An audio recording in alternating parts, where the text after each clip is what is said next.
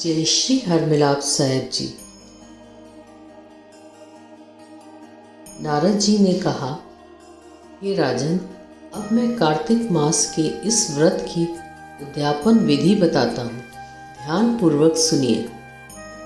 व्रती को चाहिए कि कार्तिक मास में शुक्ल पक्ष की चतुर्दशी को व्रत के संपूर्ण फल की प्राप्ति के लिए तथा विष्णु की प्रसन्नता के लिए उद्यापन करे।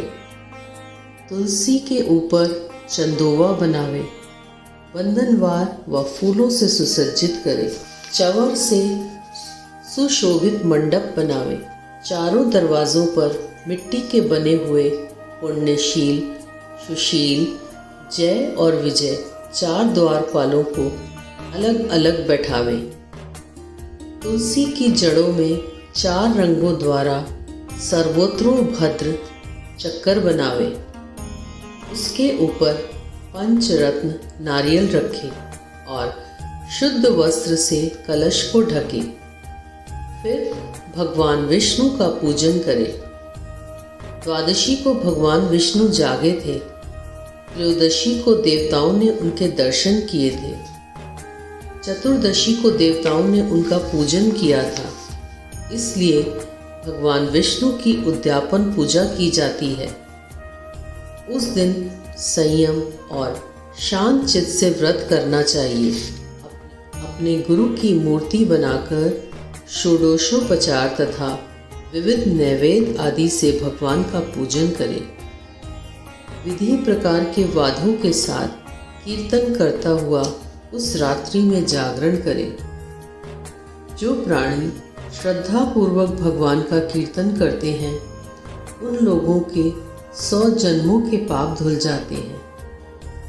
जो व्यक्ति भगवान के नियमित जागरण करके रात्रि भर भगवान का कीर्तन करते हैं, उनको असंख्य गोदान का फल मिलता है। जो लोग भगवान की मूर्ति के सामने नृत्य गान करते हैं, उनके अनेक जन्मों के एकत्रित पाप नष्ट हो जाते हैं। जो लोग भगवान के सन्मुख बैठकर कीर्तन करते हैं और वंशी आदि बजाकर भगवत भक्तों को प्रसन्न करते हैं और भक्ति से रात्रि भर जागरण करते हैं, उसे करोड़ों तीर्थ करने का फल मिलता है। पूर्णमासी को अपनी पत्नी सहित वेद पाठी ब्राह्मणों को या केवल एक ही श्रेष्ठ ब्राह्मण को उसकी पत्नी सहित बुलावें और उन्हें खीर आदि का मधुर भोजन कराएं और यथाशक्ति दक्षिणा देवें, क्योंकि पूर्णमासी को ही भगवान ने अपने भक्तों को वरदान दिया था और मत्स्य रूप धारण किया था। अतएव उस दिन जो दान, हवन, जप आदि भगवान विष्णु के निमित्त किया जाता है, वह अक्षय फल को देने वाला होता है। इसलिए व्रती 3 या 1 ब्राह्मण को सपत्नीक सामर्थ्य अनुसार भोजन करावे। उन ब्राह्मणों को अपनी सामर्थ्य के अनुसार दक्षिणा देकर प्रणाम करें। बाद में भगवान विष्णु का पूजन करके अन्य देवताओं तथा तुलसी व कपिला गाय का पूजन करें। व्रत की कथा सुनाने वाले गुरु व उपरोक्त ब्राह्मण को वस्त्राभूषण आदि से पूजन करके उनसे क्षमा प्रार्थना करें।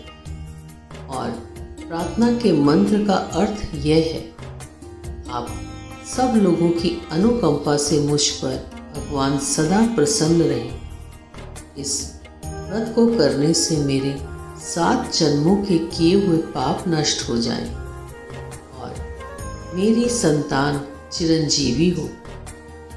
इस पूजा के द्वारा मेरी सभी इच्छाएं पूर्ण हो। मेरी मृत्यु होने के बाद मुझे अतिशय दुर्लभ विष्णु लोक प्राप्त हो। व्रत करने वाला इस प्रकार ब्राह्मणों से क्षमा की प्रार्थना करे और उनको प्रसन्न करके विदा करे। पूजा की सारी वस्तुओं के साथ गाय भी गुरु को दान में दें। तत्पश्चात घर वालों और मित्रों के साथ स्वयं भोजन करें। कार्तिक और माघ मास के उद्यापन के नियम इसी प्रकार बतलाए गए हैं। इस तरीके से जो प्राणी कार्तिक मास का व्रत और उद्यापन करता है वह पाप रहित होकर मन वांछित कामनाओं को प्राप्त करता है। जय श्री हरमिलाप साहिब जी।